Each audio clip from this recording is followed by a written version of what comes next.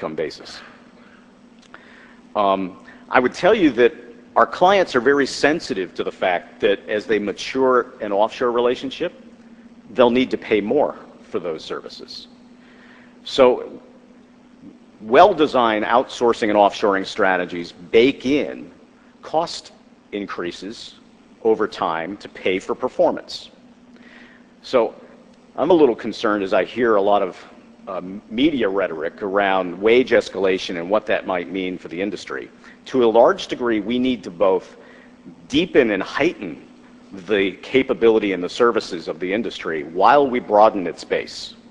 And so we're quite optimistic that India base has a lot of runway ahead, but that it must simultaneously mature and enhance and deepen the service profile for which clients are willing to pay for results, while it also broadens that base that is largely oriented at unit cost savings.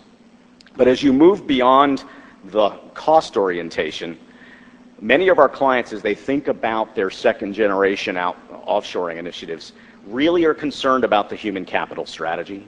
They're concerned about a lever for organizational change and the access to expertise. And these are all people functions. And so for the providers, especially the India-based providers in this industry that have some experience in developing and delivering on a labor arbitrage-based relationship for some period of time, your clients really are concerned about retaining talent. Retention of talent really does matter, and they know you'll need to pay more to the people to keep them working for you. But they expect that that's your business model, that's your business proposition, and that you will mature the services and find different ways to price those services such that you can pay the employee and you can retain the employee and you can develop the employee. So as you think about the maturing of an outsourcing and offshoring relationship beyond the first generation to the next, just know that the ability to develop the human capital, the talent related to delivery of service, is of paramount concern to the client.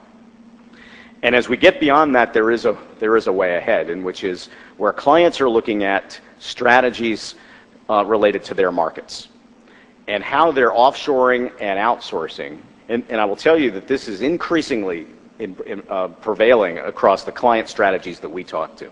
You know, whereas in the past it would have been, I need to get cost out quickly. Increasingly, clients are saying, I want there to be a strong consumer base in India to buy my products. I want there to be a strong consumer base in China to buy my products. And so the more, and no corporation can do it themselves, but they all recognize that, and certainly among the Global 2000, that there is an emerging economic base that they would like to tap into for their products and services. And that their contribution, their participation in the economy is a key way for them to position for that globalization rising tide.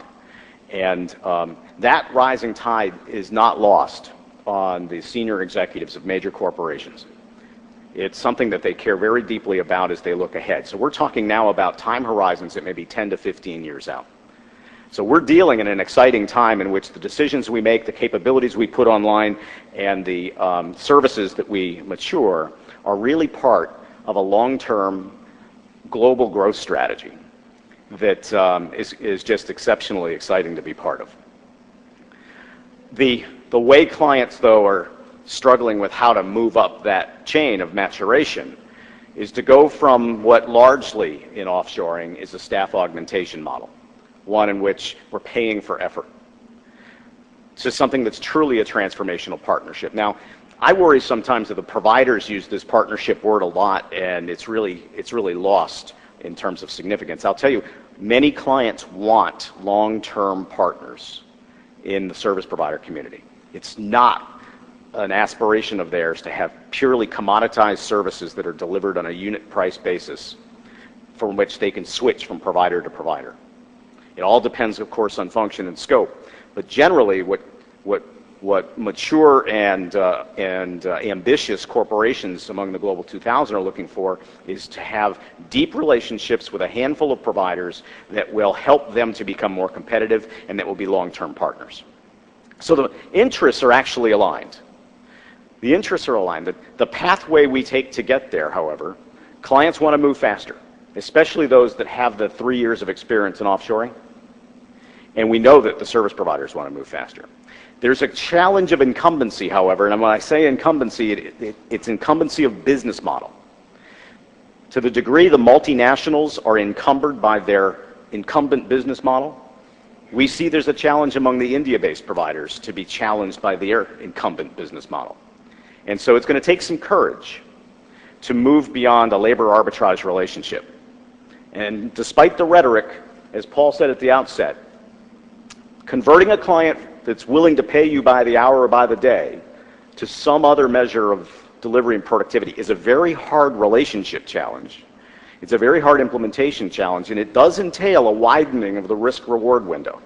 It means that the provider must be willing to take on more risk, which means you have to have more conviction around the services, which brings us back to the industrialization of those services.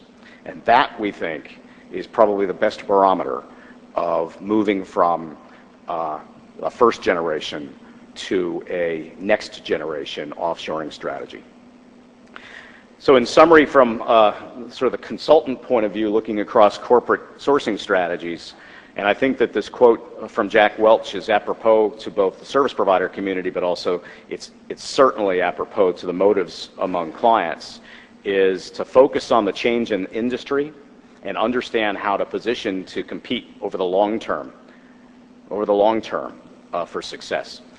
Fundamentally moving from being just operational tacticians that are expending effort to more strategic partnerships that are able to adapt over time and deliver predictable services, not capabilities.